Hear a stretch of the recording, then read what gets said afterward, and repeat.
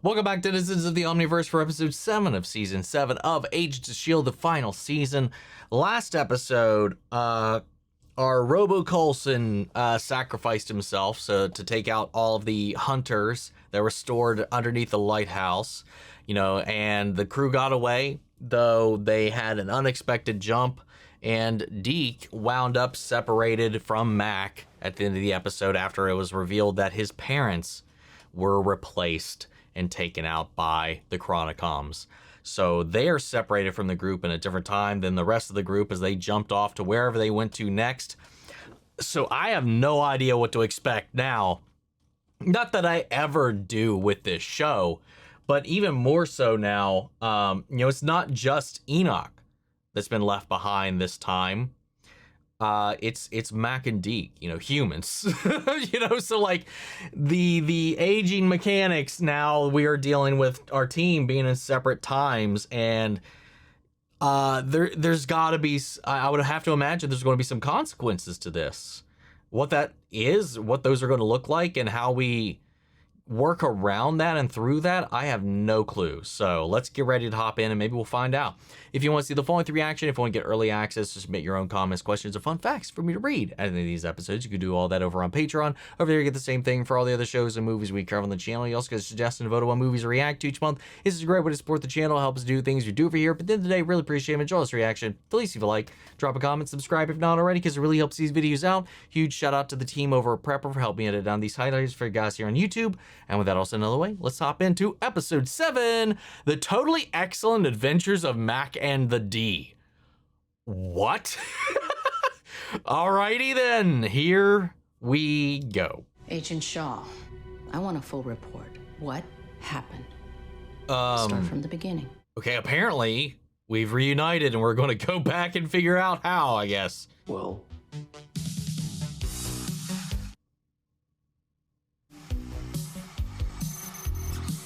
River's End, 1982. Not the Milk Duds. You read the piece in River's End Daily. actually, we went to River's End High together. Hey, did you used to run around Fat Sack and Petey? I never really ran around with anyone. Well, imagine that. Listen, compadre. Rude.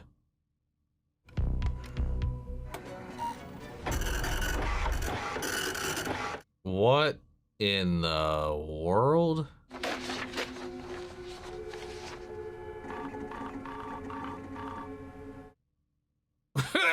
Follow the White Rabbit.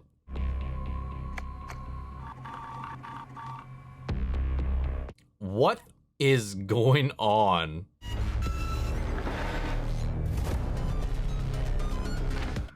God, wait. Is that who he's... Is that who's reaching out then? Yeah. Fun. Oh, nice. Nice. Love it.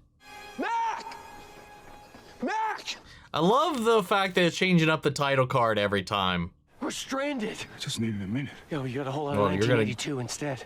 Yeah, you got more than a minute now, bud. Well, the mission's over. Coulson's explosion should have taken out the Chronicoms, so I guess we won. Then why would we pit stop in 82 for all of 5 minutes? That doesn't make any But sense. none of this makes any damn sense. Yeah, there's something up about that for sure. We can't understand it. And that couldn't have been That's why all no one of the should ever mess with time, no Chronicoms. matter how bad things get. There's no way that was all of them. Or is that why Sybil's reaching out to a human now? Listen, I'm sorry that you lost your parents. If there's anything else we could have done differently. You could have followed orders. Who are you to take a life in your own hands, even if you think it's right?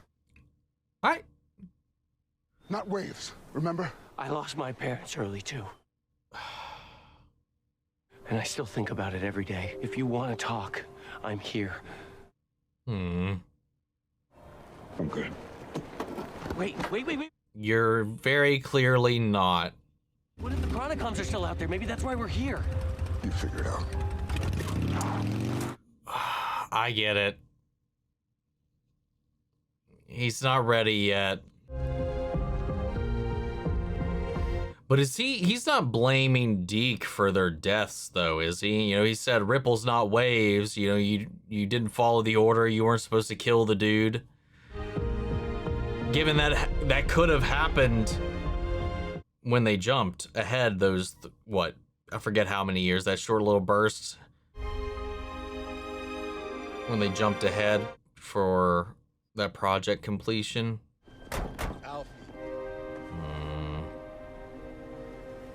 I guess, I mean, it was in response. Well, I mean, I don't know. Would that have been even in response to that? I mean, you can't really say one way or the other right now, but I think he's, I mean, obviously he's upset. I mean, clearly, who wouldn't be? It's needing to expel that in some way. I want my computer back, nerd. Oh my God. Can you say something for me? Hello, Russell. Oh no. Okay, try again. Hello, Russell. Oh God. Hello, Sybil. Thank you for returning my voice. You sound like an actual woman. Blueprints, they're light years ahead of anything I've ever seen. Only after you've made me flesh will you grasp my true capabilities. I won't sleep until you're standing here.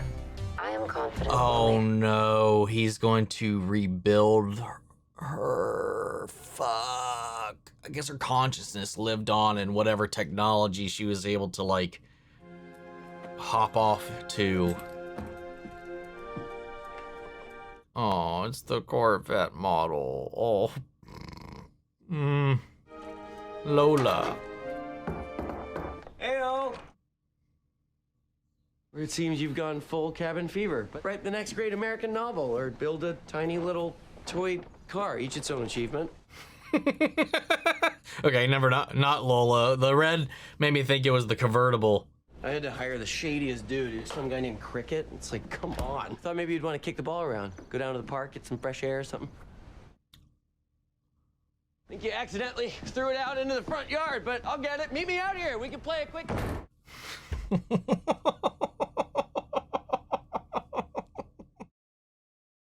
sure all of our viewers will has the latest times. Hey, Mack! New Year's Eve! I thought you might want to celebrate. God, how long have they been here? I left some goodies by the door for you. Happy 1983, bud. I'll see you soon. Okay, a year.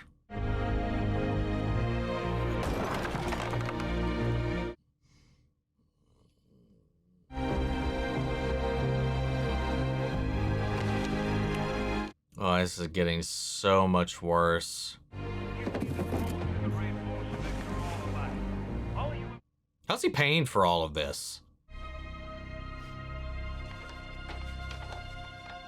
Swayze's bar. Brought you some flowers. A truly human gesture, which I appreciate. Color matched your eyes.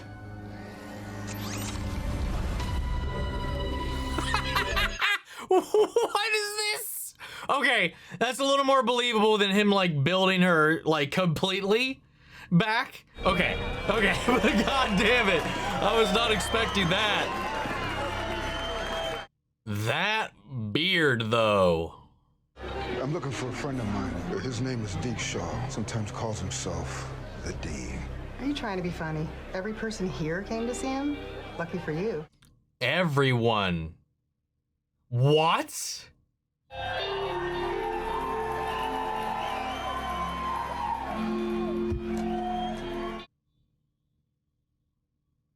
Coming out tonight?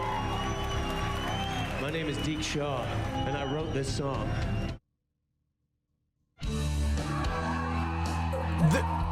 Oh. What? No. What are you doing, Deke? The Deke Squad.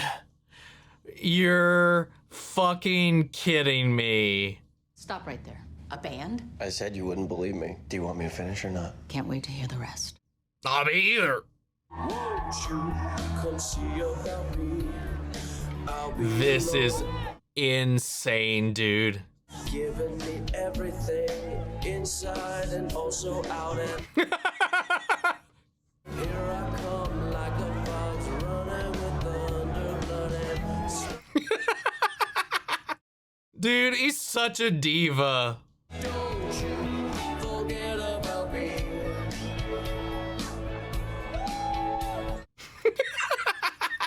He's got some moves.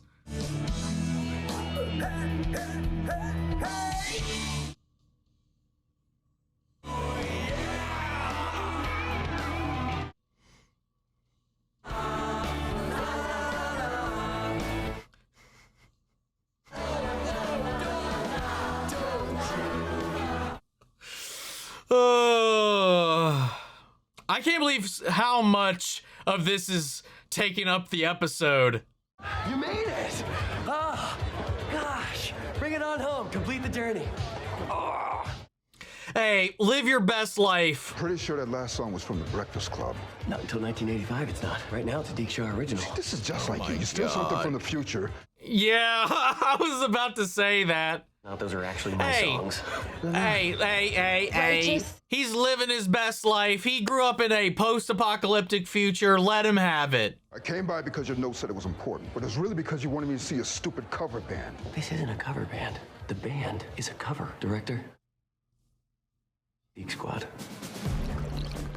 What? She runs covert ops and tactical, kind of the brains of the operation. What the fuck? Both masters of disguise, not to mention total honeypots. Only speaks limited English, though she is fluent in the international language, demolitions. And finally, there's cricket. Cricket. Mostly, we just really needed a drummer. Wait a minute. Didn't you tell me that you was shady? Wait, he's just the drummer. Selling coke. Although... What? You don't drink any. Look, I appreciate the effort you put in. Oh my god, Deke. I have to be this high profile. Exactly. That's the whole point. This is some Josie and the Pussycats kind of shit here, man. Cases of high-tech equipment are part of the gig, and any strange behavior, they just chalk it up to drugs. Like coke. So, I'm not following. Oh my god, Deke, you poor child. We need a leader, especially with all the enemy chatter we've been picking up. What do you mean, the Chronicoms? This is batshit insane. On the Iller K-O-Bot Ray. 3 million doesn't even get me out of bed in the morning. We can't talk here. We gotta fall back to HQ. Please tell me you didn't. Of course you did.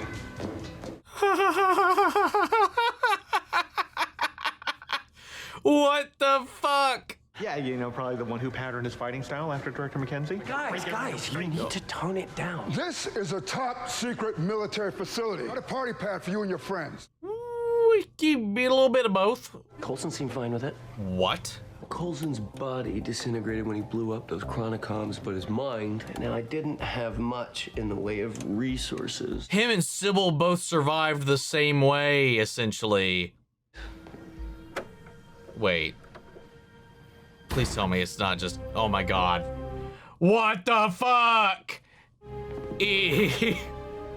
All Coulson all the time. The head Chronicom, she uses something called time streams to predict the future. Yeah, but I bet her crystal ball didn't show a certain big bang coming. Am I right?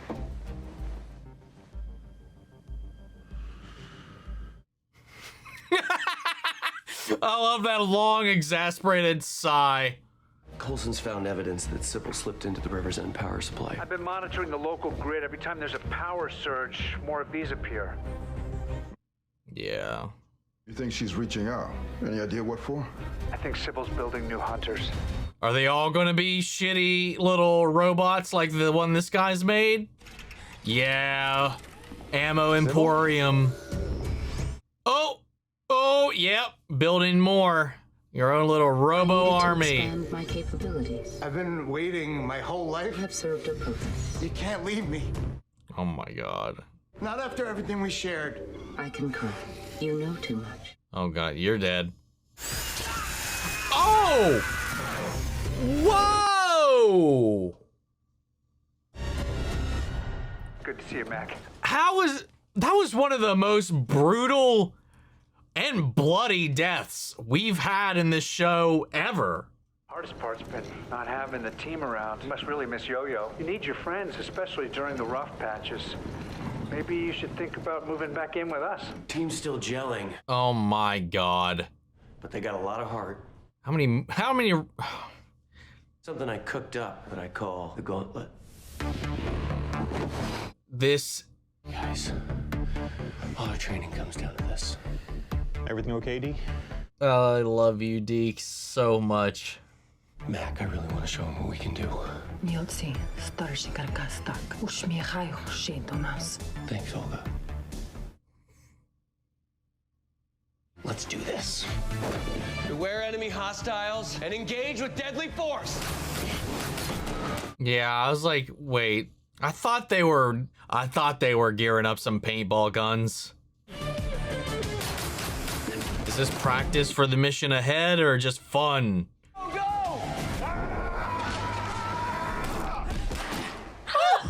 Nice work, idiot. Why are you using live explosives? No, just a little coke. Deke really needs to fire that drummer. Okay, probably not the best idea to run the gauntlet right after a gig. What with everyone's doing? Who is? Hold on, the drugger. Well, not inaccurate.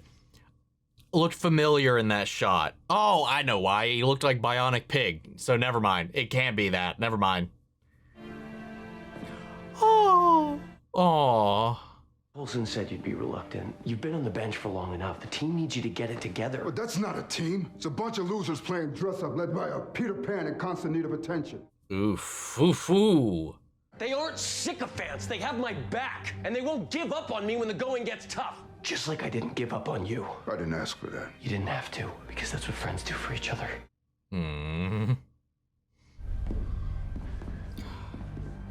Deke's such a puppy. I love him. But we desperately need to get Mack out of this funk. This is absurd. What the fuck? Oh, your drumming tonight was so rad, especially that song before the encore. Here I go again. Yeah, it's a bitchin' tune. I mean, he does look familiar though, but he does look like Bionic Pig. Damn it. Better not be the Changs peeping again. It's okay, baby. I really don't mind. There's something peeping. Two looky-loos hiding this time. Maybe we should just go back to your room. Can you please help me? I am lost. Oh my god. Oh, what's your name, sweetie? My name is Dumb Robot. Beep, boop, boop, turd. You should not have patronized me. Oh my god, what the fuck? Holy shit. This is like a B horror movie. Mack's such a great guy. Best leader any team could have. He looks just like you, even has your name. How do you know about him? Deke checks in on him every couple weeks. Aww. Him and his brother, school supplies, toys, even got him a drum kit. I didn't know. You could see the beard not quite fully attached to his face in certain spots. Oh no. What's that robot doing here? Not again. Are you... Nice. Dalek reference right there. Love it. Sorry you guys had to hear that. It's no biggie. I hear Donkey Kong somewhere in here. Every team needs a good leader, and I'm just too much of a dreamer. No. Focus on the music. Work on your new material. I didn't write those songs, Ronnie. Not even Walk Like an Egyptian? Mack's right. I'm a fraud. Cricket's dead! It murdered him! Cricket was a saint! Who would ever murder him? Oh! Whoa! What the fuck? Can you please help me? I am lost. Olga, be careful!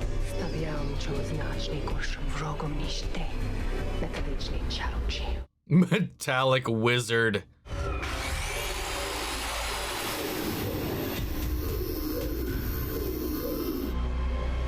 What this episode though is chock full of movie references though. Or just pop culture ones in general. Deke was right. What's the killer robot one? Short Circuit? Was that it or is that something else? I've never seen it, nor have I seen The Breakfast Club still. But Killed my parents, but somewhere, somehow, someone's gonna pay. You mean the robots? Yeah, the robots. That's what I meant. Yeah. oh, damn. Well, at least she didn't get completely gored like the other two.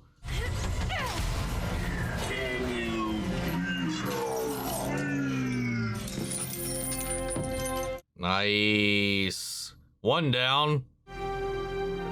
However many to go. At least 3. Never should have left. Hell yeah. to punch Zoom. The shark? What is happening? My robot's still out there. Oh, she's fine, I guess. Wounded, but alive. Any ideas what to do next? A few, if your team will have me.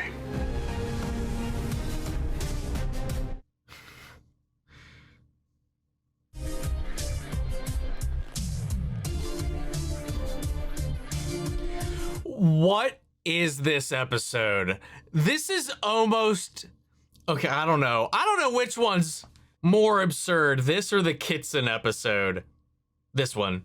This one. There have to be better ways to take out S.H.I.E.L.D, especially if you know which threads to pull. Unless she no longer has the tools.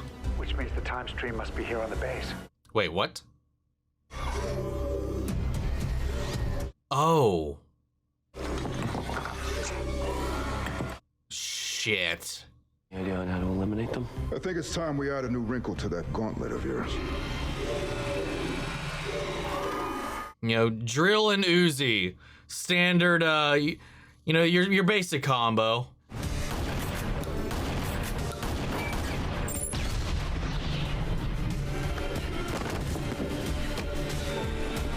This is so stupid.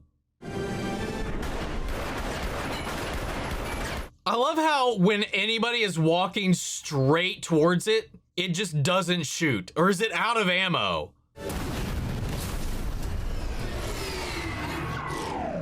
All right, well, another one down. I assume it burned through its clip. Sorry, magazine.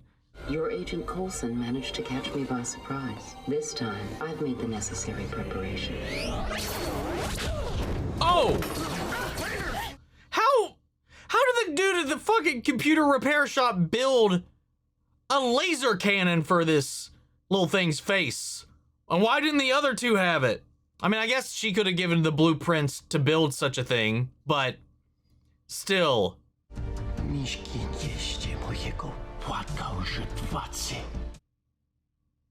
want you to throw this at that subobot. But it's not rigged to a detonator. Agent Shaw, can you create a distraction? Oh, this Peter Pan's an attention-grabbing son of a bitch. Yes, you are. I love that fucking puzzled look on Mack's face right there. Surrender now, and I promise not to make a speaking spell out of your spare parts. Because that would probably be embarrassing for a robot.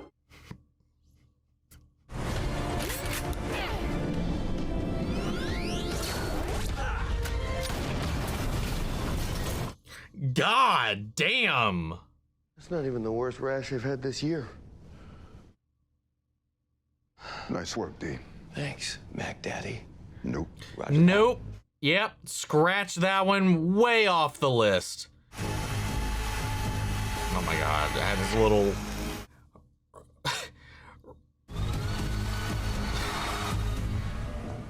the big one was just the distraction to get away with that. To our first S.H.I.E.L.D mission. Moje serce spoczywa na zawsze w twoich pięknych szponach. We had a little confession there. We're not worthy of your team. I knew all about your fear of lasers. And Tommy, just because you're a bit of a coward doesn't mean I don't love you. Come here. Oh. Last semester you got straight A's. You racked up the high score on Ms. Pac-Man. And you cried buckets when you read Where the Red Fern Grows. That stays between us. They're your parents. I don't think that pain ever goes away completely. Every day's a little easier, and your Uncle Marcus has been great. And I think that you and Ruben are even closer in this timeline. Hmm.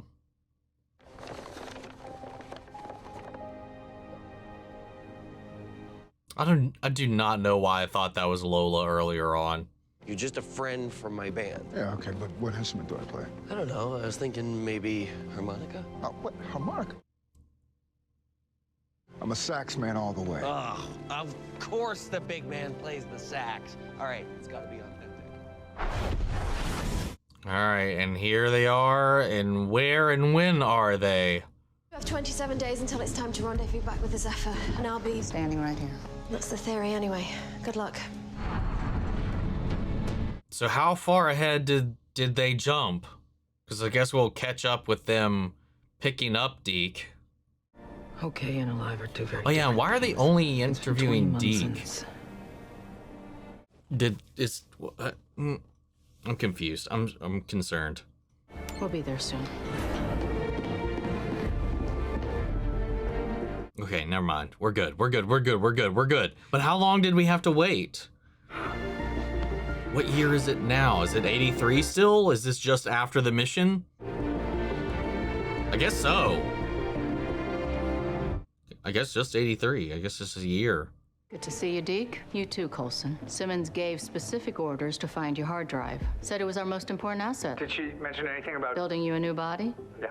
You just have to wait and see. How are you holding up? It wasn't easy, but it helped that I had time. And I had friends. These are S.H.I.E.L.D. agents. They're agents. Let me introduce you. It really feels like more time had to have passed. When are we right now? Did I miss it? Did they say it? I don't think they did. Maybe they did. Whatever. It doesn't matter. This is so silly. I love it. If he got ran over, that would be perfect. How is it even getting around? There's literal limitations to this thing's ability to maneuver. Like even on those steps, how did it even get down to each step? Because if there was just a ramp, you would have just taken the ramp the entire way down. Oh, smaller than I'm. God damn it, he's alive? Necessary to control your world's future. Well, lucky me. Tricks, digital lady. I'm confident we'll make a perfect pair. Does that mean he's got a handle on his powers? God damn it. Ah, fuck, dude. What a bananas episode. Not even arguably. I don't even think there is a debate. That was way, way more absurd than the Kitson episode. While that was stylized as all hell to kind of, it was really only ever the Gemma and the Daisy segments. This entire thing was just balls to the wall, insane. Lots of 80s tropes, lots of 80s horror cliches, a lot of just 80s going on as well while we're in here.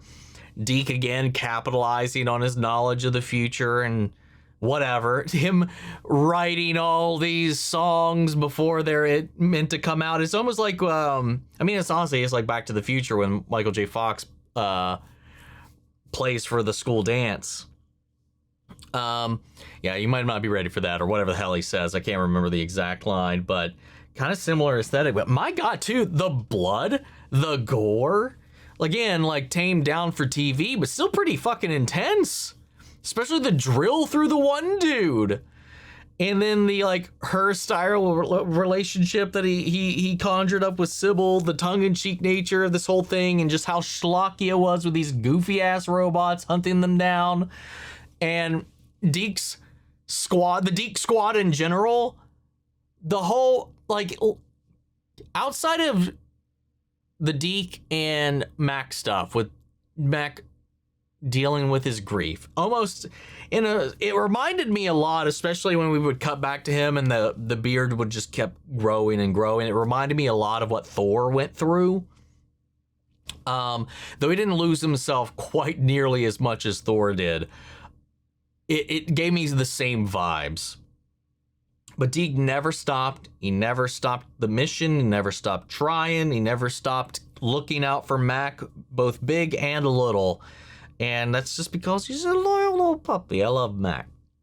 I love Mack. I love Deke. I love both of them, but I meant to say Deke in that moment.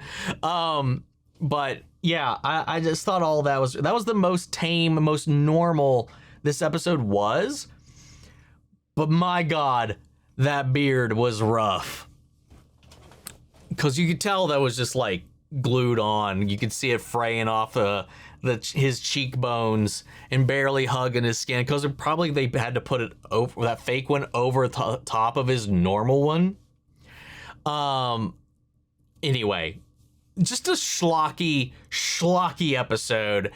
But as absurd and as stupid, as silly as it was, my lord, was it fun. And to be fair, interestingly enough, we don't know if what we saw is necessarily exactly what happened or just Deke describing it. You know, because we are set in this from the vehicle of we're catching up, and May is talking to Deke and getting details on everything they've missed in the interim while they were gone. Everything we saw, all the silliness, hokiness, whatever, the goofy chicanery of it all, could have just been the way Deke was telling the story. But then again, they did come back and we did see TV Coulson. And even like cutting away from it, we do see the little like goofy robot trekking its way all the way back to home base with Sybil and Nathaniel. So it probably is exactly how it went down, but my lord, was it absolutely insane. Like I'm at a loss for words for this episode. So I enjoyed the shit out of it. Don't get me wrong. I really did. It's the most jarring, unique episode so far. In a very Kitson-y kind of way. Like Fear and Loathing on Kitson or whatever it was. But that at least made sense tangentially with everything. This was just, let's just do an 80s fucking whatever. It's almost like in the way that the Noir episode was. They're just like, fuck it. Let's do a weird sci-fi robo takeover 80s flick. Yeah. Let's go to Patreon. I want to know what you all have to say about this one. All right, we got Cyber. I'm sneaking this quickly before I summoned at work again. So I'll write this very fast, so I'm sorry for any typos. Did you expect Deke to be such a recurring and pivotal character when you first met him in the Future Station? Not at all. Not at all. I really did expect him more than, well, at least until the revelation of who he was in relation to everybody else. I mean, to be fair, him being locked in the future, him going back in time with him, I don't know. I don't think I could have planned for that. He made such an impression. I hoped he was going to stick around, but honestly, I really did think he was going to be like a character locked in exclusively to that setting, but I'm so glad he's still here. What do you think about what happened to Mack? It felt like the weight of the world is sometimes on his shoulders more than he cares to admit. Do you think Coulson and Daisy were right to put him in charge, or do you think that Coulson, real or LMD, should take more of a leadership position again? Given the opportunity, would you think that Coulson or Daisy would take back such a role? Would Mack hold stern after this episode or continue on his leadership path, or is the pressure building up? I don't know why, but in this episode, I had flashbacks to the firmware/Matrix episode of Mack losing his daughter, Hope, after the shutdown. Poor guy. He's not only the biggest character there, but the contender for the one with the biggest heart. Oh, that I most certainly agree with there. I mean, he's struggling, man. I mean, it's grief. He's lost so much. Yes, his daughter, and now his parents, or at least a version of his parents. Now, again, like with the timelines, these different branches, iterations, it's like in this timeline, you know, I think you got a better relationship with your brother and stuff like that, but it doesn't affect him because it's not the one he lived. So it is this thing where it's just like those, while they were his parents, they weren't his parents. So there is a weird thing going on in all this where either way to him, it feels like them. And it's just this weight and this pressure, and that weight and that pressure also caused issues for him and Yo-Yo. Obviously, when we kicked off last season, you know, it's just like he's constantly bearing this burden that, yeah, he struggles with carrying the crown for sure. And now, especially this season, Daisy and Deke disregarding orders, disregarding this, that, and the other, you know. And I think that's also where I don't think Daisy should be in the driver's seat right now. No, I think he's still the leader. I think like it's his heart. It is all of this that makes him who he is and gives him this idea, this strength to persevere, but also, like you said, his heart that keeps him level with everything else, because that's the whole thing about the rest of it. So I don't know. I mean, I could see Coulson for sure, but I don't really feel like we need to take that away from Mack, because I really don't think he's really lost any sense of that. I think he lost a little bit of that glimmer because of what just happened, but you know, I think we're on the other side of that. Also, is it just me, or sometimes I feel like Deke to Mack is like Daisy to Coulson in terms of looking up to a father figure in terms of parallels. I can kind of see that, you know. I could definitely get especially in this, especially in the way that he is constantly checking in on younger Mack in a way. I definitely feel that. Or even like maybe as brothers in a way. Finally, the robot and the theme of the episode felt like Adventures of Mack and Cheese from the run. Yes.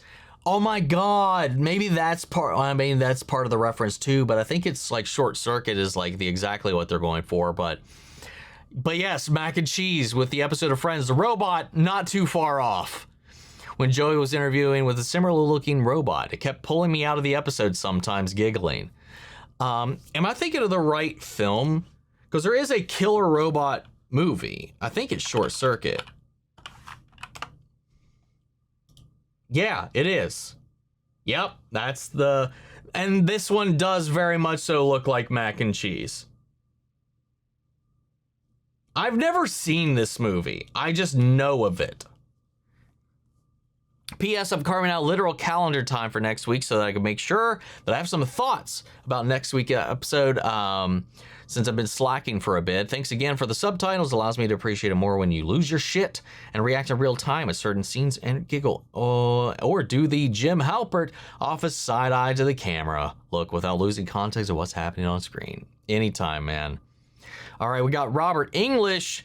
Do you feel the gimmick B-movie nature of this episode overshadowed the stakes of the Chronicom's threat? I mean, I would say maybe only in that we thought we took them out last episode, or they did. I honestly thought that was just the immediate threat for the immediate on-site force as opposed to all of their forces. Implication being that now Sybil is the sole survivor of the Chronicom species, hell-bent on bringing them back into swing, I guess. So I don't know. I mean, for sure, I do think the gimmicky B-movie nature of it most certainly overshadowed some of the more serious elements of this, because most of this episode was played for comedy. Hell, even Mack's depression at times was played in a comedic manner. So, a little bit, yeah. But I enjoyed it all the same.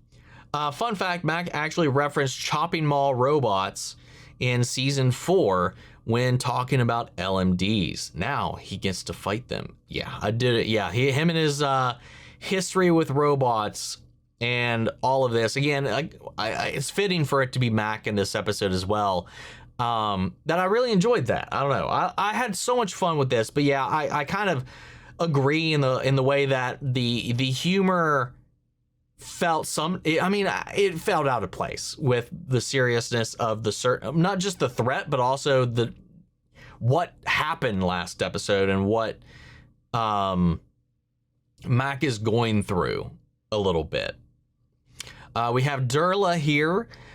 Diana, the name of Gemma's implant, is actually a little behind the scenes Easter egg. During filming for the season, Elizabeth Henstridge got engaged and nicknamed her engagement ring Diana. So the writers used that name for the implant. Aw, adorable. Bonus love story fact, Henstridge met her future husband, Zachary Abel, way back in 2012 pilot called Shelter, produced by J.J. Abrams and Mark Schwann. Abel later introduced her to another friend of his, an up-and-coming actress named Chloe Bennett. And a year later, both Henstridge and Bennett ended up on Agents of S.H.I.E.L.D. That's a weird, funny, just the world is funny like that. These little coincidental things that kind of come back around, the way they intersect and dip and weave in our lives. That's cool. That's interesting. Ryan F says, this is one of my favorite episodes. Coulson's resurrection, again, the Deke squad, and Deke just being there for Mack. What are your thoughts on Deke's journey and character development since he was introduced in season 5 as a hardened space refugee to now? I think it's just because he gets to kind of reclaim his innocence in a way. He was born into a world where that was just taken away, and he had lost so much of that purely just to survive and buy another day. And simply surviving isn't living. He might argue that at the time, but that's something that he's learned to reclaim for himself. Being able to escape that apocalypse, go back in time, live a life, experience these things, experience the world, experience love, pain, all of these things, actually live. And now it's a very different version of this character where he gets to kind of be a little bit of the flip. He gets to heal through his experiences with the crew and take back his life and live it for himself. And he's not wasting a breath with any of it. To a detriment sometimes, but that's life. I love it for him. And he's softened so much. He's let his walls down so much. He's healed so much. And I think, I don't know, I just really love this story arc for him so much. And then finally, we have KDB. This is one of my favorite episodes of season 7, and a very strong feeling you're going to like it too. Deke and Mack were the dynamic duo I never knew I needed. And intentional or not, the scene where Mack throws the ball outside and Deke goes after it just for Mack to close the door on him feels like a throwback to when Deke tried to play ball with Fitz in season 5. Season 5 Fitz, RIP, said, "We'll play fetch," before the alarm interrupted him from presumably doing exactly what Mack did. True. But also in true puppy dog manner, like you said, play fetch. Deke went right after the ball and Mack just went right back into what he was doing. It was a very puppy moment. Again, I love the Labrador Retriever element to both him and Fitz in different ways. Despite how mistreated he is by the rest of the team, Deke really does shine in this episode. The "Don't You Forget About Me" sequence was superb, and just pure Jeff Ward charisma. Yes. Yeah, he slayed it. Just purely in the performance alone. Whether it's repurposing of the framework or in the future, or appropriating S.H.I.E.L.D. tech for his startup in the present day, or preemptively ripping off 80s bands in the past, in order, mind you, Deke is an opportunist in every era, and a lucrative one at that. Only this time his intentions are less selfish and more to the benefit of S.H.I.E.L.D. than himself. It's a balance. This is way more of a balance than the previous ones, I feel like. It's hard to believe that Deke was supposed to be a one-season character. Not even just a one-season character, right? Originally, he was supposed to be a one-scene character. He was supposed to be the guy that died in that episode where the team jumped to the future. And then they rewrote him into the other character and gave that to somebody else. That's what I remember being told originally. So yeah, it goes a whole other extra level to that. You can see from this episode how delightful Jeff Ward won the hearts of the cast and crew to earn his spot on the full-time cast, for sure. As the rest of the episode, I loved how 80s all the deaths were, with the face zooms, dramatic blood splatters, and obvious prop dummies. Same. Question: what do you think Deke's character journey of the season? Honestly, I can't say anything more. Well, this season is the question, different than the last question, I guess, because that was more broad strokes for it. As far as his journey this season, it seems to be, I don't know, because it seemed to be not being complacent and allowing the status quo to propagate. That was something him and Yo-Yo have been talking about up until this point. Just setting the timeline back exactly how it was instead of trying to make it better than it was something that they were both struggling with. especially when you're dealing with Hydra and protecting Hydra, you know. And then he did it, and then things did get worse. So I don't know yet where this arc is meant to go for this season, because it is this idea of like he's learning by going through the past, like all these terrible things, sexism, racism, obviously Hydra and all this stuff, and like, do I prevent this now, or is it a crime if it's not happened yet?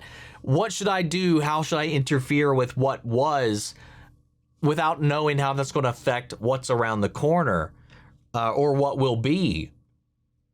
Because, you know, whether Mack is right or wrong, there is the potential idea that Deke's actions, that escalation, is the ripple that caused them to decide to target Mack's family. Even though they seem to have already planned that anyway. So who's to say what caused what there? But it is this idea that should we or should we not interfere with the past as opposed to protect it? I don't know. I don't really know where we're going with that right now, or where we're even at right now with that, because this seemed to kind of challenge what he did. Like, you disobeyed an order, you shouldn't have did that. Remember, ripples, not waves, and he caused a wave. And whether or not that wave is what turned into the reason Mack's parents died in this timeline or not, I don't know. You never stopped rippling, though. That's for sure. So I really don't know. I don't really have a good answer for you right now. I don't see where that's going just yet. Like, where we're landing on that conversation just yet. We'll see. That's all I got for this one, guys. For now, I'm going to turn it over to you. Sound off the comments. Let me know your thoughts down below. We'll carry on the conversation after the video. Hope you enjoyed the reaction. If it did, leave a like, drop a comment, subscribe if not already. Remember, if you want to see the full-length reaction, as always, you can check it out over on Patreon. Get early access, submit your own comments, questions, and fun facts, and all that jazz as well. And speaking of before we go, I want to shout out Lily Chan's son, Kiana Chanel, McGreg, Angela Berg, Calvin Brindley, Sleepy Bastard, Theodore Wolf, and Amy Becca. Thank you guys so much for becoming saviors here on the channel, helping sponsor and support our rescues that we're taking care of here at the office. You guys have been a tremendous help with all that. And as always, I want to give a huge special thank you to all of our channel legends. You and the patrons allow us to do all the things we do here on the channel as of late. As you know, without you guys, the channel would not be what it is right now. So a huge thank you to you guys, and a huge shout out to you guys here on YouTube, because without y'all, we wouldn't even be here. But that's just video, guys. I'll see you all in the next one. Take care, everybody.